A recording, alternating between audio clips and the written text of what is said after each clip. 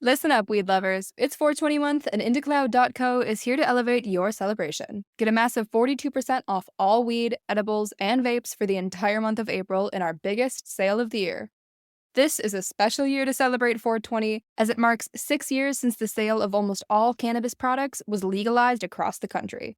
This allows IndieCloud to deliver to you dispensary-grade legal products discreetly delivered straight to your door. No medical card needed. IndieCloud has something for everyone. Whether you're a seasoned toker or just starting out, you can explore the world of weed safely with our award-winning Soda Shop Gummy Series, our 12 strains of flower, or our record-breaking selection of vapes.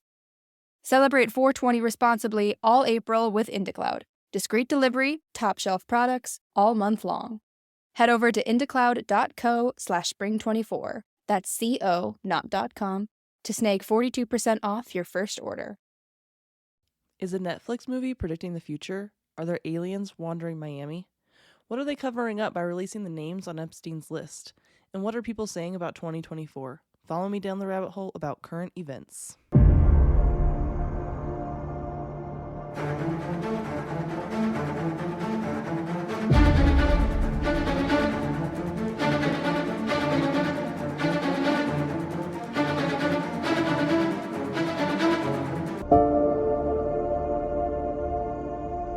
Hello, friends, and welcome back to the rabbit hole. I'm your host, Danny, and today we are talking about current events. The reason we're talking about current events is because so many of you messaged me about the Leave the World Behind movie and about the aliens in Miami.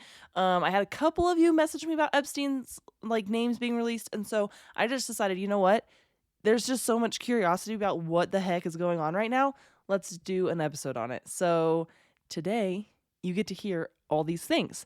So let's get into the movie, right? So if you have not seen the movie yet, I'm going to spoil it for you. So if you want to watch the movie without any spoilers, go watch it right now and then come back and listen to this episode. Or you can just fast forward through this part and get to the next current event. But I'm definitely going to ruin this movie. So it's basically about this family from New York City. And they rent a Vrbo or an Airbnb or a nightly rental place. And they just want to get away for a couple days. While they are at this rental, weird things start to happen. And at first, they don't even really know that weird things are happening because, at first, the Wi-Fi isn't working. And they just chalk it up to, they just need to reset the router. They need to find the router and reset it. Then they go to the beach, and they're watching this cargo ship. And they're like, that ship's getting really close. It doesn't look like it's slowing down. And eventually, the cargo ship basically, beaches itself. Like a beached whale, but a cargo ship. And they mentioned something about the navigation not working. Then the owner and his daughter, so later in the night, the owner and his daughter show up at the house and they ask if they can stay with these renters in the house. He's like, hey, I own this house. Do you mind if we stay here? We'll stay in the basement. Something weird's going down. There's a blackout in New York City. And we need to get out of the city, basically, is what they say. And the renters are super not into it. They're the wife isn't into it, but the husband's yeah, we should just let him stay. They own the house, whatever. So they end up staying. Throughout the movie, weird things keep happening. So at one point, the dad goes into town to try to find help, and this plane flies overhead and drops a bunch of pamphlets. These pamphlets are in Arabic. And so he brings one of these back and he's like, I never made it to town. Here's what I found, whatever. And later in the movie, there's some characters that are talking with this other guy who's a prepper guy. And he was also the town's contractor. And the contractor prepper guy was oh, before the phones went down, I was talking to my friend in San Diego and they had Korean pamphlets dropped on them. So it must be the Koreans that are doing this. And then these guys are no, look, this pamphlet is in Arabic. So it's got to be somebody in the Middle East doing this to us. During a different scene, so I'm kind of jumping all over the movie. I'm not going in order. I'm just kind of jumping all over. So during a different scene, the family of four, they were renting the house, they decide they're going to leave. So they get in their car, they go down, they hit this traffic jam, and they get out and they're like, what the heck is going on? They notice that it's a bunch of brand new Teslas, like still have the sticker from the lot on them. And it kind of pans over it and it shows this like self-driving feature. And then the wife like realizes what's going on and she's like, we gotta get in the car, we gotta get in the car. And they are trying to get away because now all these self-driving Teslas are driving themselves into this traffic jam and just crashing into the cars in front of them at full speed because they're like obviously the networks aren't working and they're just driving. At a different part in the movie, the owner of the house was like, hey, I'm going to go over to the neighbor's house. I know the neighbor. Just like look for help, supplies, whatever. He goes over there and the neighbor has a satellite phone. So he tries to use the satellite phone. Satellite phone doesn't work, which is weird. Like satellite phones always work. They only don't work when the satellites are down. So that starts to kind of tell you that our satellite system is not working. And then, I mean, and when he first gets to this neighbor's house, you see like debris everywhere. And I'm like, well, for a blackout, like, I don't know why it looks like a hurricane hit this house, right? Well, later, after he goes to the house, whatever, walks through the house, goes to the beach, because this house is right on the beach. Goes to the beach. He finds this watch. He pulls up the watch and it's like there's an arm still attached to it. And then he looks up and he watches a plane, and this plane is coming straight down at them or at him. It's just him, and it crashes into the water and the beach. And he runs, he hides in the house. He's saved, whatever. But it's not really clear why the plane crashed. My theory is that they were also having navigation errors, and then they just stayed in the air because they couldn't get a hold of the tower, and they ran out of fuel and fell out of the sky. So at the same time, when they're talking to the contractor prepper guy about, like the pamphlets and all the different things, they had gone to him because they needed antibiotics. But they're talking to this guy and he said, he was kind of explaining the best way to hurt a country is, like, without risking your own people, is to have them destroy themselves. So first there would be like a cyber attack of some sort. So like take out the satellites, take out communication, like take out the grids, everything. And then the pamphlets were dropped in different languages to confuse, like that will confuse the people, right? So you don't actually know who's attacking you or what's going on. You just think like something big is happening. This creates distrust, and humans are like animals, and when we feel threatened, we just revert to animal instincts and we try to protect ourselves. So this means that we don't know who the threat is or who's not a threat, and so we just try to protect ourselves and our families. Even if that means killing other people, we just like go back to our instincts. By doing this and creating all this distrust and having the people inside the country kill themselves, you're attacking the country, having it attack itself from the inside out. Cool, your job is done here. And then when they're all done, you just move right in and everything's good to go. At one point, the owner of the house is saying that he had a client that needed to move some money around and wouldn't be heard from again, or like probably ever. And that this client was going to New Zealand. This client is assumed to be within the economic elite and may have been involved with this, like in the attack. We don't really know who the client is. He never really reveals the who. And in fact, he says, I won't name names because you would know them. But this person obviously knows a lot. And that's why the owner of the house got out of the city before the blackout, because he got this phone call, was like, hey, I need to move some money around because something weird's happening. And then this guy was like, we got to get out of here. We need to go to our house on this island, even though it's being rented out by strangers. In the very end, the prepper, who is also the contractor, he had told the people about a bunker, that one of the neighboring houses had built a bunker, that they might want to go there if they want to be saved. And the little girl, she had already made her way into this house. She didn't know there was a bunker in there. She was just like exploring this house. She found the bunker and she ends up watching her last episode of Friends, which was what her entire movie revolved around, was watching that last episode of Friends. It was kind of a really dumb ending. I didn't really like the ending, but it definitely left a lot to think about because you're like, what the heck? So first things first, it is a fictional movie, right? But when us skeptics watch it and find the truth or meanings or foreshadowing or whatever, they can gaslight us easier because they're going to be like, it's just a fictional movie. You're making this up in your head. You're making it bigger than it was what it needs to be. But I have this theory that they make all these fictional movies or shows or whatever to really show the truth or show what's really happening or like put that idea out there. And then they're like, oh, it's just a movie. Oh, it's just a TV show.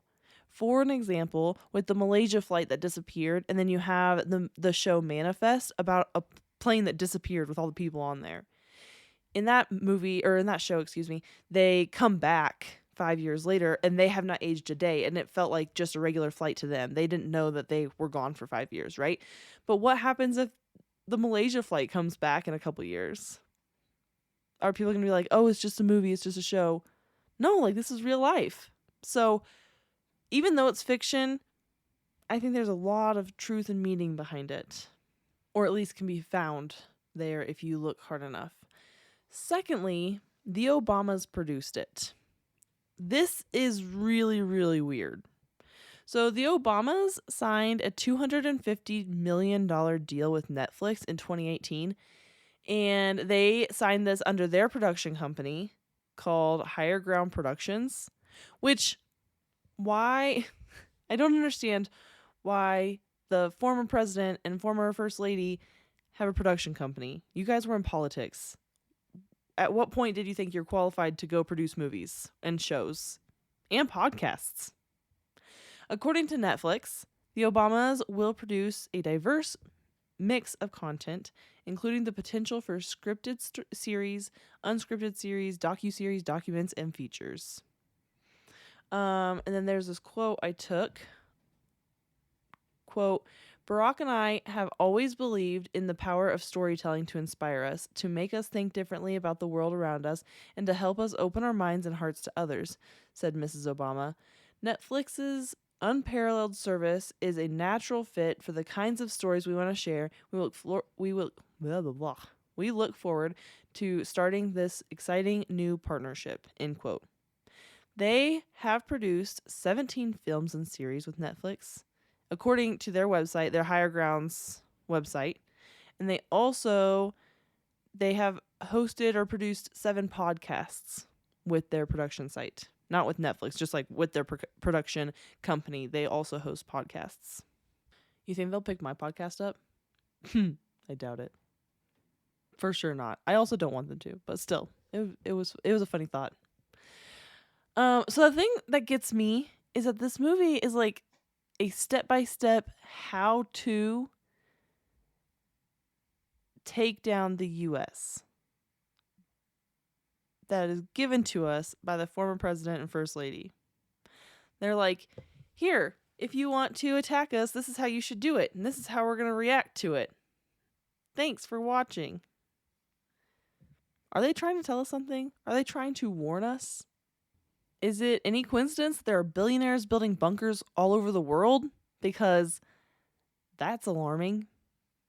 Listen up, weed lovers. It's 420 month, and IndieCloud.co is here to elevate your celebration. Get a massive 42% off all weed, edibles, and vapes for the entire month of April in our biggest sale of the year. This is a special year to celebrate 420, as it marks 6 years since the sale of almost all cannabis products was legalized across the country. This allows IndieCloud to deliver to you dispensary-grade legal products discreetly delivered straight to your door. No medical card needed.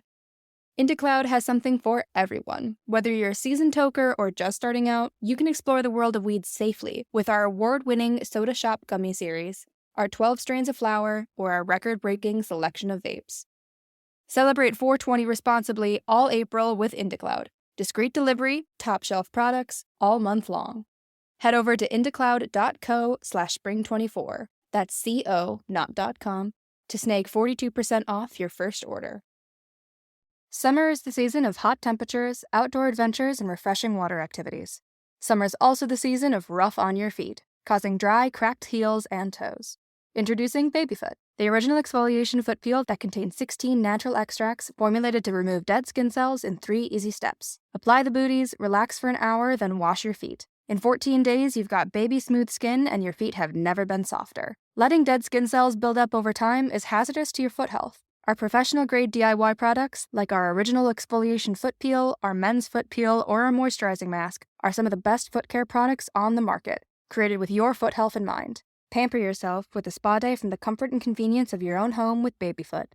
If you want a chemical-free, easy-to-use exfoliating process from the company that created the original foot peel, it's time to treat yourself to Babyfoot. Go to babyfoot.com and use the code SUMMERFEET24 and get 20% off your first order with Babyfoot. That's babyfoot.com and use the code SUMMERFEET24. We recently saw in the news, I'm sure you guys all saw it too, Mark Zuckerberg is building a bunker in Hawaii, but he's not the only one. Like Jeff Bezos just built a bunker.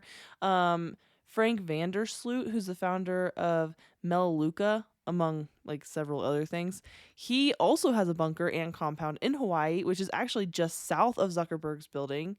Sam Altman, who's the CEO of OpenAI, he was CEO and then he wasn't CEO. Now I think he is the CEO again. Anyway, there's a lot of drama there. But he and PayPal co-founder Peter Thiel have an arrangement in case the world ends. Which, like, why are you thinking like that? Do you think the world's going to end? So apparently Thiel has a bunker in New Zealand. So their arrangement is to go to that bunker in New Zealand. And there are more, but I know, like, if I was a billionaire that had a bunker, I would not want the whole world knowing about it. So, anyway, if you don't have a bunker, maybe you should start thinking about it. Because if billionaires are doing it, maybe us little small folks should too. At one point in the movie, they tell this story about the drowning man. So the story goes like this. A fellow was stuck on his rooftop in a flood. He was praying to God for help. Soon, a man in a rowboat came by, and the fellow shouted to the man on the roof, "Jump in, I can save you." The stranded fellow shouted back, "No, it's okay, I'm praying to God and he is going to save me." So the rowboat went on. Then a motorboat came by. This fellow in the motorboat shouted, "Jump in, I can save you." To this, the stranded man said, "No thanks, I'm praying to God and he is going to save me. I have faith." So the motorboat went on. Then a helicopter came by, and the pilot shouted out, "Grab this rope and I will lift you to safety." To this, the stranded man again replied, "No thanks, I'm praying to God and he is going to save me. I have faith." So the helicopter reluctantly flew away. Soon the water rose above the rooftop and the man drowned. He went to heaven. He finally got his chance to discuss the whole situation with God, at which point he exclaimed, "I had faith in you, but you didn't save me. You let me drown. I don't understand why." To this, God replied, "I sent you a rowboat and a motorboat and a helicopter. What more did you expect?" So the question is, could this movie be our boat or helicopter, like coming to warn us or save us, tell us that we need to start preparing for something big? I don't know about you guys, but I definitely don't want to be caught with my pants down. And last thing, you guys know that I do not like to debunk things unless they really, really need it. So there are a bunch of videos about all kinds of things on Instagram or on social media just in general, right? I keep seeing this container ship video and it's heading straight towards the stadium and it grounds itself. And everyone's like, "Oh, look, the movie's coming true." Well, just so you guys know, and that, I mean, it's a true video, real life, but it's from 2014. So a lot of people are saying like, "Look, this movie came out and now these container ships are grounding themselves." No, I mean, boats have been grounding themselves or are grounding all over all the time. It is weird that happened. I don't know why that happened. I don't have more information for you. But if you see that clip circulating, just know that it's not a recent clip. It's from 2014, but it is true. So enough about that. Let's move on to the aliens in Miami because, like, what the heck? So on January 1st, chaos ensued at Bayside Marketplace in downtown Miami.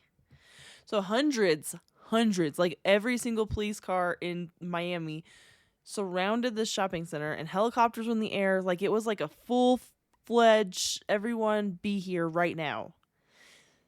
The story that they're selling us is that there was like 50 or so teenagers and they were shooting fireworks at people and looting stores. So they were having trouble containing it, so they put out this citywide 3 call, which means that every officer needs to respond right now. Which, like, don't get me wrong, 50 teenagers shooting fireworks, that seems like a big deal, but to, like, it doesn't seem like this big a deal, you know? Like, I don't know. This feels like a little bit of an overkill. The story that is spreading on the internet, though, is way more exciting and way more appealing. So they're saying that there was like these 8 to 10 foot beings. They're calling them aliens. I'm just going to call them beings because we don't know. And they were like in and around the mall. At first, they were reportedly in the mall and they were like appearing and disappearing like through portals. And there's this aerial video that's going around of the police presence outside the mall, and there's so many cop cars, like hundreds of them. And then it pans over to this thing that's walking, and it does seem very tall. The police are saying that it's just a regular person, it's just the shadow, the way the lights were hitting it, because you have the mall in the like on one side, and then you have these cop cars circling this being that is walking, whether it's a human being or an alien being or whatever. It's walking along the wall. Maybe it's a shadow, but I doubt it. But here's a couple things I have about this. If there really were 50 or so kids doing this, wouldn't we see more of them being detained, like being handcuffed? Wouldn't they, like, we'd be trying to get them into custody? Granted, you would not catch all 50 or so kids, but you would see more officers attempting to catch kids that are fleeing the scene, not just like one being walking very calmly, just like hanging out. Another thing is, how come an officer isn't escorting this thing, this being? If it really is just a kid that's under arrest because they're shooting fireworks in this marketplace, then they would be escorted with, like, they would be handcuffed and being escorted by a police officer like we normally see. But in this case, we see this thing kind of like walking along, but nobody's close to it. They're just all like around it, watching it walk. So you're trying to tell me that that's just one of the random kids that was shooting fireworks? That doesn't make any sense to me. But also, all the videos, all the cameras from inside the mall have been taken as evidence. So the public cannot see them because they're evidence right now to an open investigation. And I've seen people questioning the alien theory, saying stuff like, all these people have phones and not one of them got a video. Well, this is twofold here, right? First, if the beings really were appearing and disappearing, maybe they didn't have the opportunity to pull out their phone right when they appeared, or they didn't know when they were going to come back, or they missed it, right? Secondly, if you listened to last week's episode on the Mandalay Bay shooting, you heard me talk about how the FBI confiscated, or they didn't confiscate. They were willingly handed phones, and then they wiped those phones. They took everything off them. So if anybody had phones, they were either confiscated or they were willingly handed over, and then they're wiped. So no, people don't have videos that they're just putting out there.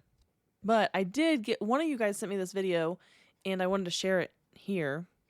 What if the aliens just messed up, right? What if they're trying to put in the coordinates for Antarctica, and they accidentally put in the coordinates for the Bayside Marketplace? For instance, the Bayside Marketplace coordinates are 25, 46, 42 north, 80, 11, 12 west. Well, if you put in those exact same coordinates, but instead of it being north and west, you put 25, 46, 42 west and 80, 11, 12 south, you end up in the middle of Antarctica.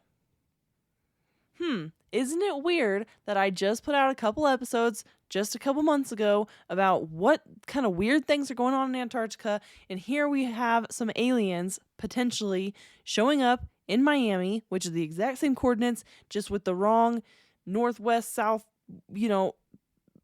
indicators. And everyone's trying to cover it up.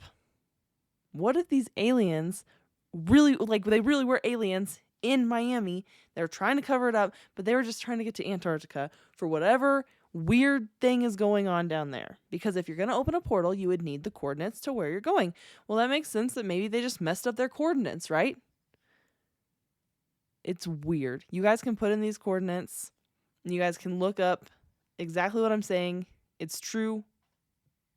It's strange. Anyway, let us continue on to Jeffrey Epstein, because everyone loves a good Epstein story. What are they trying to distract us from with all these different things, right? So on January 3rd, a 943-page document came out that had some of the people that visited Epstein's island in the documents. If you don't know who Jeffrey Epstein is, first of all, you're living under a rock, because everyone kind of has heard or knows a little bit about this situation. And there's so many conspiracies about it, but I will go over some things really quick. A lot of you have requested that I do an episode on Epstein, and I promise I will. I want you to know that there's just so much information. It's not going to be one episode. There's just no way. There's so much information about so much that's gone on that it's going to be several episodes. I am already working on it. I can't guarantee when it's coming out, because I need to make sure it's good. I can't half-ass this one. It's got to be really good. So anyway, back to here. Epstein was a millionaire, and he was known for having celebrity, politician, billionaire friends and connections. And in 2019, he was charged with sex trafficking. So while he was awaiting trial, he allegedly committed suicide. So he was in jail awaiting trial, and he committed suicide. However, the circumstances around his death are super suspicious. There's no way this dude committed suicide, which is the number one conspiracy theory, because all of us were like, yeah, no way. But, they put out this happy little story with a cute little bow on top. They're like, oh, he killed himself. Oops. Weird. So his girlfriend, Ghislaine Maxwell, was helping to recruit these underage victims, and she was officially convicted in 2021 and is serving a 20-year prison term. It's convenient that she's not committed suicide yet. It'll be interesting to see if she does. But so far, I think she hasn't, because she's decided to keep her mouth shut, whereas Epstein might have talked. So the documents that were released are actually from a lawsuit filed against Maxwell in 2015 by a victim. This is not Epstein's list. These are just names that were named in court. So if you're like, oh, Epstein's list was released, it wasn't. His little black book is still hidden away, because they were not going to release any of that. But this lawsuit has been, or these documents have been released from the lawsuit. These names, some of these names that were given out, we kind of already knew, but nothing was fully confirmed yet. We definitely know some people that have been on the island and around these weird happenings with Epstein. So some of these names are pretty famous. Some of them are not, but let's get into the people that you might know. So Prince Andrew has been named, Bill Clinton, David Copperfield, Michael Jackson. Even though he's dead, he still was named because he could have been there before he was dead. Donald Trump and Stephen Hawking, which I was surprised to hear that one. But those, just to name a few, these people were named. So there are some names on the list of people who've already died, and a bunch of quote unquote nobodies. Now, don't get me wrong. We still want to convict the nobodies, because this is really fucked up. We can't just let these people get away with this, because that just says that anybody can get away with it forever and ever. But here's a theory, and it makes a lot of sense. When a big drug cartel is getting busted, they give up some people because they have to, right? They're like, oh crap, we've been caught. So they give up some people, but they don't give up the people, the actual people that are in charge, or the really big people in the drug cartel. They give up the guys that feel like they're in charge, like have a little bit of power, but they're actually nobodies and they don't really matter to the cartel. They're just like, oh, throw them under the bus. It's fine. This happens frequently with drug cartels. So why is that not happening here? Throw the people under the bus that don't matter to hide the people that do matter, which actually begs the question, who are they protecting? Who have they not named that is bigger than these people? Because you think that these are some world leaders. And they're like, yeah, no problem. Name those guys. We're going to be fine. That's 2 former presidents right there on that list. And it's not like a long list. So we have some questions. But it is really, really convenient that they teased this for so long. They're like, oh, we're gonna give you some names. Hey, guys, are you paying attention? We're gonna give you something. They dangled this little carrot out in front of us for like a week and a half. And then finally like, oh, beginning of January, just make sure you're paying attention. And then they did. They dropped it just like they said they would. But like, why? What were they doing? Why were they making us look this way? Because they were doing something in the background that they didn't want us to really pay attention to. I don't know. I have more questions about this because I don't trust them at all. But anyway, 2024 is going to be a weird year. I think I've heard a lot of interesting theories about 2024. Everyone, I think, starts the year with like, oh, it's going to be a great year. But we've had like several bad years in a row. So I think we've all kind of given up hope at this point. But have you seen those videos of people asking their Alexa who's going to win the 2024 presidential election?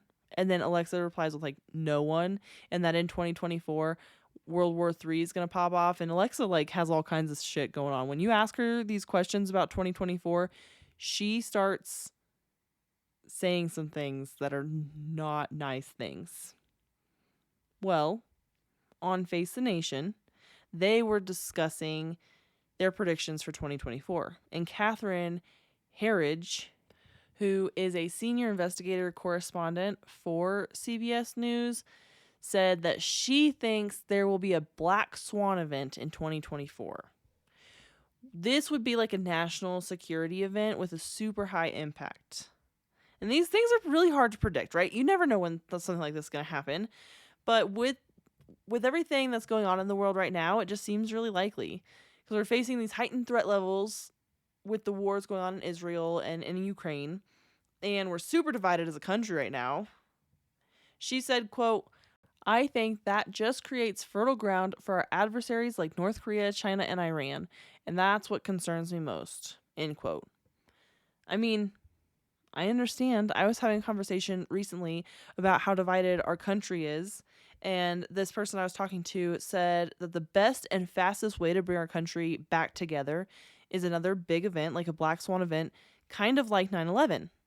And for something like that to happen, we all band together again. Because we have been so divided for so many years with just everything that's gone on lately that in order to bring us all back together, we might need something like that. It can't be a shooting because a shooting would never work. A shooting divides us even more because you have people on both sides of this gun control issue. But after 9/11, if you think about 9/11, our country came together like no other. We were under attack as a country and we needed to band together because we were not going to let our neighbors and our people around us fall and die. Granted, if you believe the conspiracy theories, we did it to ourselves, but it definitely brought us together. It also brought the Patriot Act, so there's that. But I don't know.